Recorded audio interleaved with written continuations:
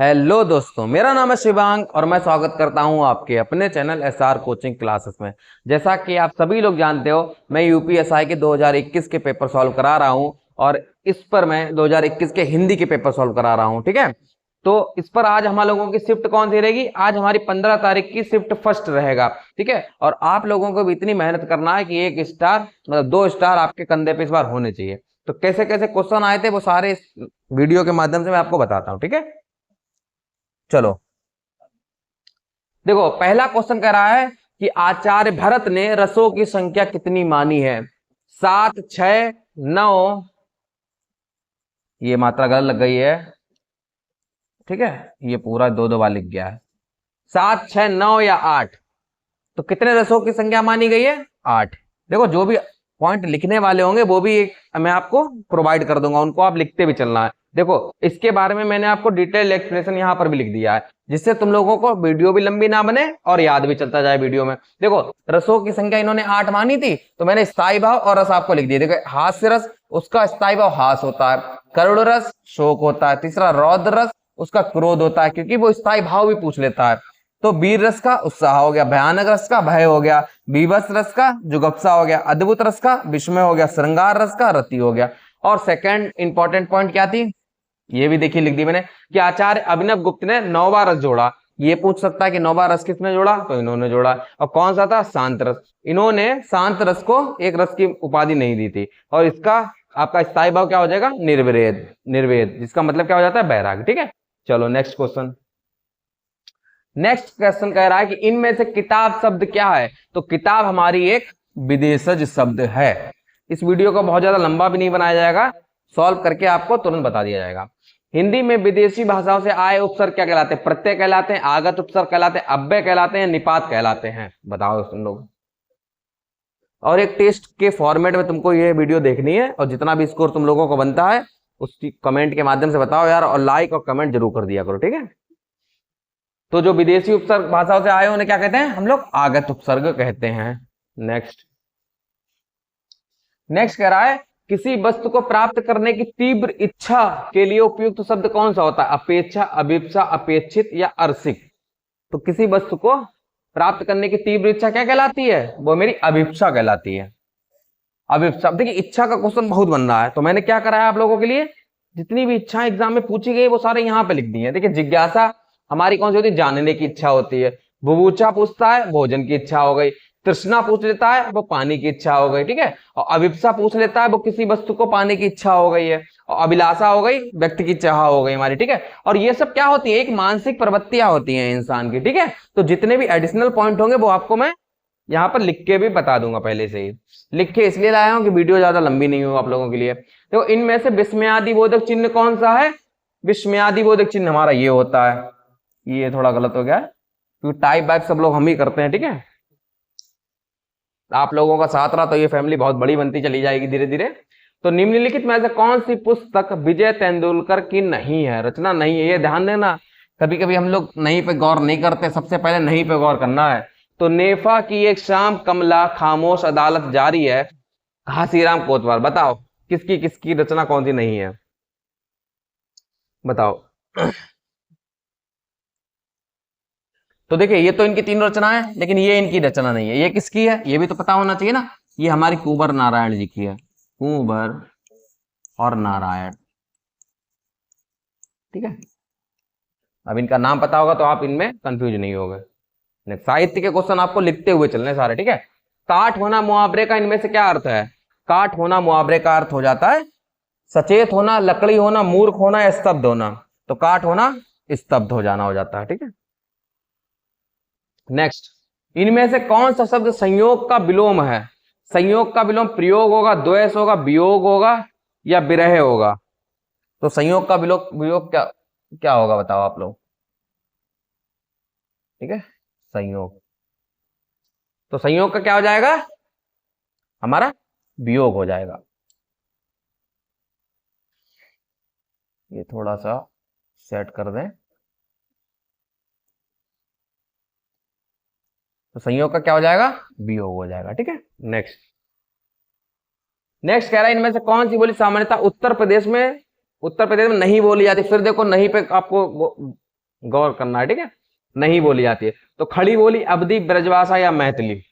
तो खड़ी बोली उत्तर प्रदेश में बोली जाती है, अवधी बोली जाती है, ब्रजभाषा भी बोली जाती है, मैथिली नहीं बोली जाती है, ठीक है। ये हमारा आपके बिहार वगैरह में बोली जाती है, ठीक है, बिहार हो गया, झारखंड वगैरह, ठीक है। कुल मिला के ये यूपी के उत्तर पूर्वी क्षेत्र और नेपाल के कुछ क्षेत्रों में, ठीक है, नेपाल के कुछ क्षेत्रों में वहां बोली जाती है मैथिली बोली, तो मैथिली नहीं होगी यहां तक, ठीक है। नेक्स्ट कह रहा है जहां एक शब्द के अनेक अर्थ चिपके होते हैं वहां पर कौन सा अलंकार होता है? अनुप्रास, अनुप्रास तो होगा नहीं, ठीक है। अनुप्रास, श्लेष, वक्रोक्ति या यमक, तो कौन सा अलंकार हो जाता है? श्लेष अलंकार हो जाएगा। एक अलंकार जरूर पूछता है एग्जाम में। प्रतीप अलंकार इनमें से किससे संबंधित है? यमक, रूपक, उपमा, और यहां पर भी आप लिख लीजिए श्लेष, ठीक है। तो किसका हो जाएगा आंसर, आपको बताओ। देखो प्रतीप अलंकार किसका, इनमें से किससे संबंधित है, बताओ। देखो प्रतीप का मतलब ही होता है उल्टा, तो प्रतीप का मतलब है उल्टा, और ये उपमा का उल्टा होता है, ठीक है। अगर उसमें कहा गया है कि सीता का मुख चंद्रमा के समान है उपमा अलंकार में, तो प्रतीप अलंकार में क्या कहा जाएगा कि सीता का मुख क्या चंद्रमा के समान है, मतलब उसमें चंद्रमा का जो है शेप वो आपको कम दिखाया जाएगा, और सीता मैया का जो चेहरा है वो ऊपर दिखाया जाएगा, ठीक है। तो ये एक दूसरे के विपरीत होते हैं, वो प्रतीप अलंकार हो जाएगा। किससे संबंधित है? उपमा अलंकार से संबंधित है। नेक्स्ट, विशेषण किसकी विशेषता बताता है? वाक्य की, संज्ञा और सर्वनाम दोनों की, संज्ञा की या सर्वनाम की, बताओ। जो विशेषण है वो विशेषता बताते हैं, ये तो हमें पता है, लेकिन किसकी विशेषता बताते हैं? संज्ञा और सर्वनाम दोनों की बताते हैं, ठीक है। नेक्स्ट, इनमें से भाववाच्य का उदाहरण कौन सा होता है? आम खाया जाता है, मैंने पुस्तक पढ़ी जाती है, धूप में चला नहीं जाता। तो भाववाच्य हमारा ये हो जाएगा कि भैया धूप में चला नहीं जाता, ये हमारा भाव है। पृथ्वीराज रासों के रचयिता कौन है? दलपति विजय, चंद्रवरदाई, नरपति नाल या जगनिक। तो पृथ्वीराज रासो, देखो दलपति विजय ये क्या हो जाएगा? कुमार रासो, कुमार रासो, ठीक है।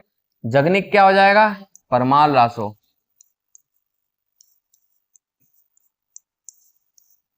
ठीक है। नरपति नाल क्या हो जाएगा? बीसल देव रासो,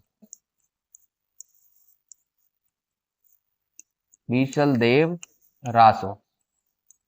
और चंद्रवरदाई क्या हो जाएगा? पृथ्वीराज रासो। यही हमारे में आंसर हो गया, ठीक। चलो नेक्स्ट, राम खाता होगा ये किस काल का उदाहरण है? संदिग्ध भूत, संदिग्ध भविष्य, संदिग्ध वर्तमान या सामान्य भविष्य। देखो ये संदिग्ध भविष्य भी हो सकता है, लेकिन मेरे ख्याल से खाता होगा ये ऑप्शन में थोड़ा बाद में रिव्यू में डाला गया होगा। खाता होगा ना, तो मेरे ख्याल से ये संभावना व्यक्ति हो रही है ना एक तरीके से, और भविष्य ये आंसर होगा। लेकिन यूपीएसआई वालों ने आपका संदिग्ध वर्तमान लगाया था, ठीक है। फर्स्ट प्रायोरिटी आपको इस पे देना है और सेकंड इस पे दे रखा था इन लोगों ने, ठीक है। चित्रा मृदुगल को उनकी किस कृति के लिए साहित्य अकादमी पुरस्कार से पुरस्कृत किया गया था? देखो साहित्य अकादमी पुरस्कार जितने भी हुए हैं सारे आपको रट लेना है बिल्कुल, ठीक है। तो किसको मिला था? पोस्ट बॉक्स नंबर 203 नाला सुपारा। कभी कभी रचना दे देगा, बता देगा किसकी कृति है बताओ, तो आपको पता होना चाहिए चित्रा मृदुगल की है, ठीक है। नेक्स्ट, ब्रजभाषा इनमें से किस रूप में सर्वाधिक प्रसिद्ध है? काव्य भाषा, तकनीकी भाषा, राजभाषा या राष्ट्रभाषा। राष्ट्रभाषा तो है नहीं, राजभाषा है नहीं, तकनीकी भाषा है नहीं, तो हमारा आंसर डायरेक्टली मुझे पता लग गया काव्य भाषा होती है। और वैसे भी पता है ब्रजभाषा काव्य के लिए जानी जाती है। चोर उठ भागा वाक्य किस क्रिया का उदाहरण? संयुक्त क्रिया, आक्रामक क्रिया, पूर्वकालिक क्रिया या प्रेरणार्थक क्रिया। देखो उठ भागा मतलब पहले उठा होगा फिर भागा होगा ना, तो जहां पे पूर्व क्रिया पर निर्भर है ना, पहले उठना इस पर आधारित है ना, भागना किस पर? उठने पे, तो पूर्वकालिक क्रिया हो जाएगी हमारी, उठा फिर भागा, चोर उठ भागा पूर्वकालिक क्रिया। हम ताजमहल देखने जाएंगे, हम तो क्या हो जाएगा? पुरुषवाचक सर्वनाम, ठीक है। नेक्स्ट, सुई और तागे के बीच में कविता किस रचनाकार की है? लीलाधर, जागुड़ी, जागुड़ी होता है, ठीक है, लीलाधर जागुड़ी थे ये। केदारनाथ सिंह, मंगलेश डबराल या कुमार अंबुज? बताओ। तो सुई और तागे किसकी थी? केदारनाथ सिंह जी की थी, केदारनाथ सिंह जी की थी। एग्जाम से पहले पहले सारी शिफ्टों को आपको कम से कम 2 बार अच्छे से रिवीजन कर लेना है, ठीक है। इनमें से किस शब्द का प्रयोग हमेशा बहुवचन में होता है? नित्य बहुवचन। लेकिन नित्य बहुवचन का क्वेश्चन अभी तक सारी शिफ्टों में क्वेश्चन आया है। तो ओट, सूरज, पानी या सोना, तो क्या हो जाएगा? ओट। पिछली बार क्या पूछा गया था? अक्षत पूछा गया था, ठीक है। उससे पहली बार क्या पूछा गया था? आंसू पूछा गया था। और क्या क्या होते हैं? हस्ताक्षर होता है, ठीक है, दर्शन होता है, ठीक है, ये सारे होते हैं। तो आपको याद रखना है, ओट हो जाएगा, ठीक है, ओट। नेक्स्ट, अरे तुम आ गए में अरे के बाद कौन सा चिन्ह प्रयोग किया गया है? देखो अरे के बाद पूछा गया है, ये मत कर देना डायरेक्टली, प्रश्नवाचक चिन्ह पे गौर चला जाए डायरेक्टली, ये देखो मार दो। तो अरे शब्द के बाद कौन सा करा गया है? विस्मयादि बोधक चिन्ह पूछा गया, ठीक है। इनमें से शुद्ध शब्द कौन सा? राष्ट्रीय ऐसे लिखा जाता है, राष्ट्रीय या ये कौन सा होगा? ये तो जानते हो, राष्ट्रीय शब्द होता है, ठीक है, राष्ट्रीय। नेक्स्ट, रस के कितने अवयव हैं? 5, 6, 3 या 4? कितने अवयव हैं बताओ? देखो लिख दे रहा हूं। पहला है विभाव, सेकंड अनुभाव, थर्ड है संचारी भाव,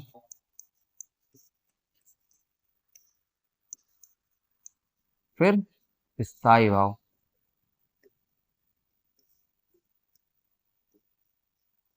ठीक है। ये 4 है। तो कितने अवयव होते हैं? 4। विभाव, अनुभाव, संचारी भाव, स्थायी भाव, ठीक है। नेक्स्ट, इनमें से कौन सा घर का पर्यायवाची नहीं है? फिर देखो नहीं आया। निलय है, निवास, प्रवास या गृह? तो निवास करते हैं गृह में, निलय भी है, गृह भी है, प्रवास नहीं है, लेकिन प्रवास हमारा घर का पर्यायवाची नहीं है। नेक्स्ट, हरी घास पर क्षणभर के कविता संग्रह के रचना का निम्नलिखित में से कौन से हैं? श्यामशेर बहादुर सिंह, अज्ञे, केदारनाथ अग्रवाल या रघुवीर सिंह? तो कौन है? साहित्य का क्वेश्चन है, रट लेना। देखो अज्ञे जी है, ठीक है। इनमें से किस शब्द का एक अर्थ ऐतराज भी है? विपत्ति, संकट, आपत्ति या आफत? विपत्ति है तो हमें ऐतराज है? नहीं। संकट पड़े हमें ऐतराज होगा? नहीं। आपत्ति है हमें ऐतराज है? हाँ हो सकता है ही, हो क्या सकता है? हम आपत्ति, हमको इस चीज में आपत्ति, मतलब हम ऐतराज कर रहे हैं, हमें इस चीज पे ऐतराज है, तो आंसर क्या हो जाएगा? आपत्ति, ठीक है। नेक्स्ट, अब देखो ये अनुच्छेद दे रखा था, क्या है कि अंत में मैंने कहा भाइयों हम अपनी प्राथमिक पाठशाला में इससे भी अधिक काम कर सकते हैं। इतना काम कर सकते हैं कि वर्तमान प्राथमिक शिक्षा का रूप ही बदल जाए, काया पलट ही हो जाए। लेकिन बात यह है कि इसके लिए काम करने वालों की जरूरत है। दुनिया की जो सूरत आज है वह पहले नहीं थी। सूरत बदलने का यह काम मनुष्यों ने ही तो किया है ना। आवश्यकता है लगन की, प्रखर आत्मविश्वास की, अखंड एक निष्ठा की। यह जरूरी नहीं है कि अंग्रेजी पढ़े लिखे लोग ही अच्छे प्रयोग कर सकें। ये तो थोती बात है, छोटी बात है। जब आदमी कुछ करना नहीं चाहता तब ऐसे ही बहाने बनाता है। सच्ची चीज तो दिल की लगन है, वह लगन जो किसी चीज के लिए तड़पने वाली हमारी आत्मा के हमें प्राप्त होती है। और चंबकलाल जी, परिणाम की चिंता तो प्रयोग करने वालों को जितनी होती है उतनी दूसरों को कभी भी नहीं हो सकती। आप वेतन वृद्धि की इच्छा से अच्छे परिणाम की चेष्टा करते हैं और मैं प्रयोग के लिए प्रयोग करता हूं, जिससे मेरा उद्देश्य सिद्ध हो और कार्य क्षेत्र व्यापक बने। मुझे चिंता रहती है कहीं मेरी निष्फलता मेरे बाद के प्रयोग करने वाले लोगों के लिए बाधक ना बन जाए। अब ये पैराग्राफ था, क्या क्या क्वेश्चन पूछे गए कि उपरोक्त गद्यांश में लेखक क्या कहना चाहता है? लोग प्रयोग करें, बाधाओं को समाप्त करना, स्थितियों में बदलाव करें, या लोग काम करें? तो वो कह रहा है कि लोग काम करें, बैठे मत रहें केवल, ठीक है। नेक्स्ट क्या पूछा गया था? उपरोक्त गद्यांश के अनुसार किसी भी स्थिति को बदलने के लिए कैसे लोगों की जरूरत होती है? जो अंग्रेजी भाषा जानते हैं। स्थिति को बदलने के लिए क्या वो लोग जरूरी है जो इंग्लिश भाषा केवल जानेंगे? नहीं, ऐसा तो नहीं है। जिनके दिल में लगन होती है, जो परिश्रम करते हैं, जो निष्ठापूर्वक हर काम करते हैं, तो जिनके दिल में लगन होगी, ठीक है, इसमें बताया गया वही एक नेक काम कर सकते हैं। अंग्रेजी पढ़े लिखे ही अच्छे प्रयोग कर सकते हैं। इस वाक्य से क्या ध्वनित होता है? अंग्रेजी की महत्ता को दर्शाता है? नहीं। सही हो सकता है? नहीं। सही है, एक लिख लीजिए, एक गलत। ठीक, तो क्या हो जाए? भाषिक पूर्व ग्रहों से ग्रसित है ये। बतरस लालच लालच लाल की मुरली धरी लुका, ये पंक्ति किसकी है? देव की है, मतीराम की, घनानंद की है, बिहारी की है? तो किसकी है? ये हमारी बिहारी जी की है। ठीक है, बतरस लालच लाल की मुरली धरी लुका है। कृत और तदित क्या है? तो कृत और तदित क्या है? प्रत्यय होते हैं। प्रत्यय हैं, दो तरीके के होते हैं, कृत प्रत्यय और तदित प्रत्यय।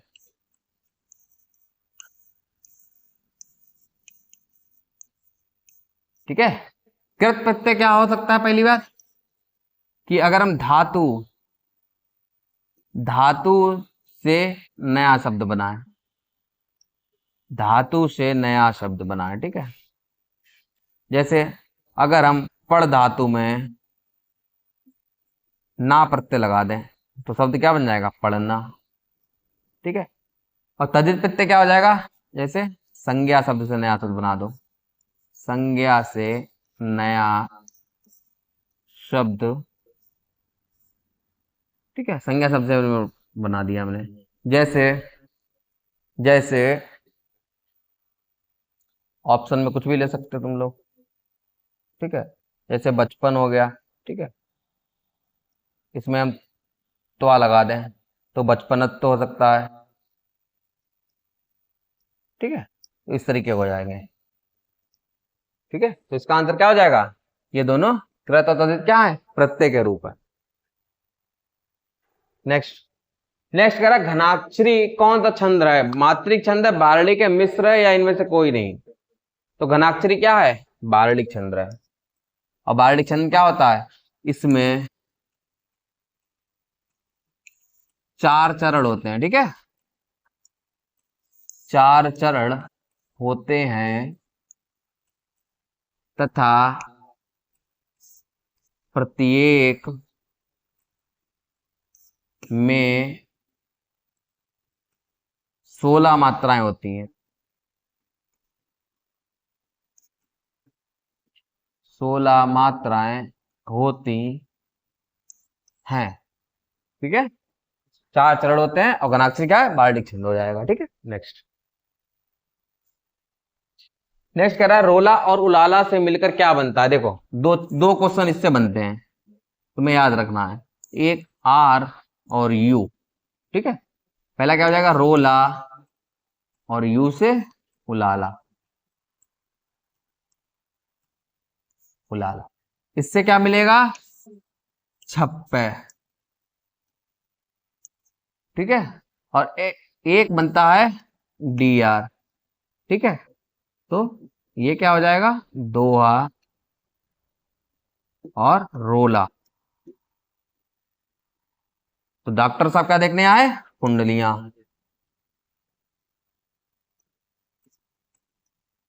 इससे 2 क्वेश्चन बनते हैं। ठीक है, तो यहां पर क्या पूछा गया था?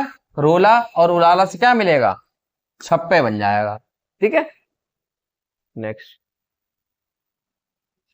पवन आसन में कौन सा समास है? कर्मधारय समास, बहुब्रीहि समास, द्वंद्व समास, या अव्ययभाव समास? ठीक है,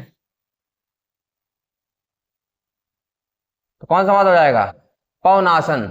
बताओ, तो क्या हो जाएगा? पवन आसन मतलब पावन है आसन जिसका, है ना? पावन है आसन मतलब किसी थर्ड पर्सन के जिनका आसन या किसी देव का आसन पवित्र है, तो क्या हो जाएगा? बहुब्रीहि समास हो जाएगा। ठीक है, इनमें से किसे अपभ्रंश का वाल्मीकि कहा जाता है? अरिष्टनेमि, सरहपा, स्वयंभू, या सबरपा? तो अपभ्रंश के वाल्मीकि थे स्वयंभू। स्वयंभू अपभ्रंश के वाल्मीकि थे। नेक्स्ट, इनमें से खड़ी बोली हिंदी के पहले कवि कौन थे? अमीर खुसरो, सरहपा, स्वयंभू, या भारतेंदु? तो खड़ी बोली हिंदी के पहले कवि थे अमीर खुसरो जी। ठीक है, खड़ी बोली के पहले कवि अमीर खुसरो। जिस स्वर के उच्चारण में 2 मात्राएं लगती हैं उन्हें क्या कहते हैं? बताओ। देखो, 2 मात्रा को, ये एक मात्रा को, इससे नोट करते हैं। ये हमारा क्या हो जाएगा? गुरु स्वर। ठीक है, गुरु स्वर, और इसे क्या कहोगे, लघु स्वर। ठीक है, तो गुरु स्वर होता है, ठीक है, गुरु स्वर, दो मात्राएं, गुरु स्वर। नेक्स्ट, इनमें से खड़ी बोली का प्रथम महाकाव्य कौन सा है? भक्ति सागर, प्रिय प्रवास, प्रेम सागर या सुख सागर? बताओ। देखो प्रेम सागर किसकी है? लल्लू लाल की, लल्लू लाल। ठीक है, सुख सागर किसकी है? मुंशी सदा सुखलाल, मुंशी सदा सुखलाल। ठीक है, और ये प्रिय खड़ी बोली का पहला महाकाव्य कौन सा हो जाएगा? प्रिय प्रवास। एक क्वेश्चन छूटा हुआ है, एक क्वेश्चन अब लिख लीजिए कि जिसके, ये क्वेश्चन मिसिंग हो गया, जिसके पास कुछ भी ना हो, जिसके पास कुछ भी ना हो, वो क्या हो जाता है? अकिंचन हो जाता है, अकिंचन। ये सारे क्वेश्चन इस शिफ्ट के सॉल्व हो गए हैं।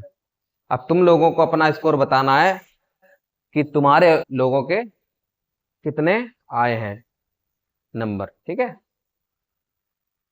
देखो ये हमारी शिफ्ट हो गई। ठीक है, और तुम लोगों को उम्मीद करते हैं चैनल पसंद आ रहा होगा।